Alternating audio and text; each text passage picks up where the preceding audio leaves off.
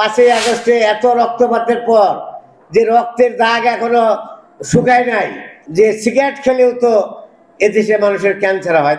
প্রধান আলোচক, প্রধান অতিথি, মঞ্চে উপবিষ্ট বাংলাদেশ প্রতিযোগিতা কমিশনে সেখানে এই বিষয়টা তুলে ধরার পরে এ দেশে একটা প্রচলিত আইন আছে, আইনটা মানে পার্লামেন্টে পাশ করা আইন।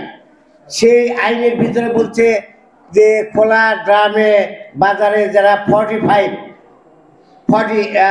তেল থাকে না, সে তেল আপনারা বিক্রি করবেন না।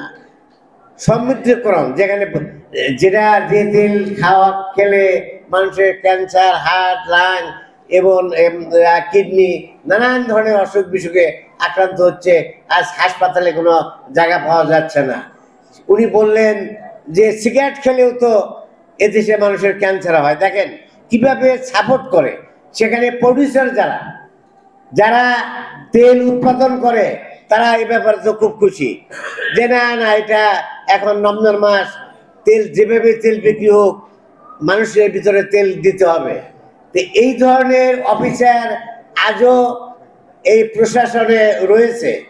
এত রক্ত, এই 5ই আগস্টে এত রক্তপাতের পর যে রক্তের দাগ এখনো শুকায় নাই, তারপরেও সরকারের ভিতরে এমন কিছু অফিসার রয়েছে যাদেরকে এখনো এই সরকার তাদেরকে চাকরি থেকে এখান থেকে অপসারণ করে নাই।